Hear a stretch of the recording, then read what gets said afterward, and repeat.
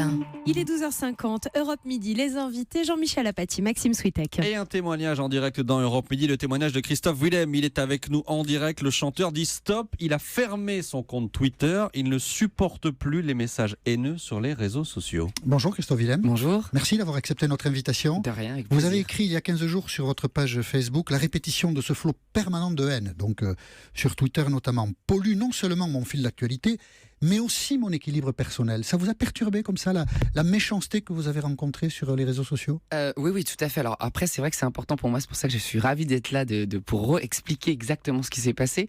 Voilà, c'est vrai que ça fait à peu près 10 ans que je suis sur les réseaux sociaux, que ce soit MySpace, Twitter, Facebook ou autre. Et que vous aimez ça, ce contact et que j'aime vraiment bien direct avec les gens qui, je pense que c'est vous important, écoutent et vous suivent ? Tout à fait, c'est important justement d'avoir un lien avec ce public en dehors totalement des périodes de sortie d'albums ou de concerts, puisqu'on n'est pas uniquement là pour vivre ces relations à ce moment-là.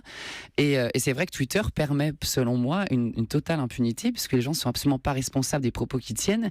Et c'est vrai que moi, en fait, il y a une seule et même personne, puisque Oui. c'est assez hallucinant, depuis 5 ans, justement, qui a recréé plus de 1000 comptes à peu près, et qui, en fait, me harcèle quotidiennement, tous les jours. Qui a tous fait les une jours. fixation sur vous, qui vous en Fixation veut. assez hallucinante, parce que j'ai lu pas mal de choses cette semaine. Déjà, je suis assez surpris du bruit que ça a fait, cette histoire. Moi, j'étais tranquillement chez moi à me dire, bon, ça suffit, j'en ai marre, j'ai Je écrit un coupe. mot. Ouais. Et j'ai vu un peu le retentissement que ça a pu avoir. Donc je pense que d'une certaine manière, de manière générale, ça se déplace un petit peu de manière beaucoup plus large, justement par rapport à l'impunité totale qu'il peut y avoir sur Twitter, sur les commentaires par exemple, sur des émissions comme celle qu'on est en train de faire souvent. Je pense que d'une manière globale, On va vérifier en temps réel. vérifier en temps réel. Mais voilà, cette personne-là donc me harcelait tous les jours. Personne Et- non identifiée.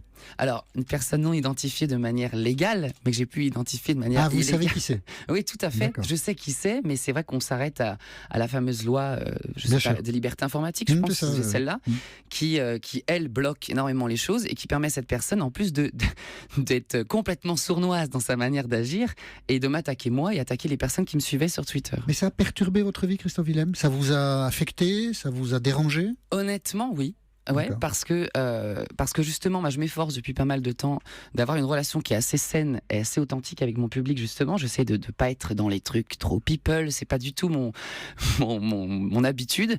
Et c'est vrai que voilà, de voir que cette personne peut complètement parasiter la relation que j'entretiens avec un public, en venir même jusqu'à ne pas me procurer de plaisir à aller sur ce réseau en particulier, parce que justement tout est pollué et parasité par cette personne qui s'attaque non seulement à moi, qui entre guillemets suis connu donc et l'habitude de ce genre d'attaque gratuite, mais qui s'en prend aussi aux personnes qui me suivent. Voilà, je trouve que la limite a été franchie, et c'est vrai qu'en ce moment là, je suis en tournée, et il y a pas mal de public qui me suit, de nouvelles personnes qui arrivent sur Twitter, et j'ai pu lire le long des derniers mois pas mal de gens qui disaient voilà, Christophe Willem, c'est assez cool d'aller le voir en concert, mais ça devient insupportable de le suivre sur un réseau comme Twitter parce que c'est totalement pollué et ça efface totalement le rapport qu'il entretient avec son public. Et Voilà. ça, pour moi, c'est là où ça va trop loin. Vous l'avez coupé ? Je l'ai coupé. Vous vivez mieux depuis 15 jours ?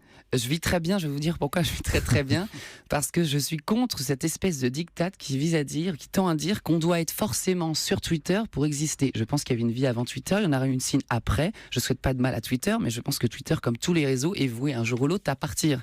Donc cette espèce de monopole qui le rend extrêmement fort et qui l'empêche d'agir avec une complaisance par rapport aux attaques haineuses. Donc moi, j'ai fait part, mais dans toute une communauté fait part. Je veux dire, hier, c'était par exemple antisémite. Aujourd'hui, c'est islamophobe. On le voit avec la montée qu'il y a sur Internet. Je trouve que Twitter entretient beaucoup trop avec complaisance cette incitation à la haine et le fait que les personnes soient totalement pas poursuivies pour les propos qu'ils tiennent. Voilà, c'est une dérive C'est à la un liberté problème, d'expression bien selon sûr. moi.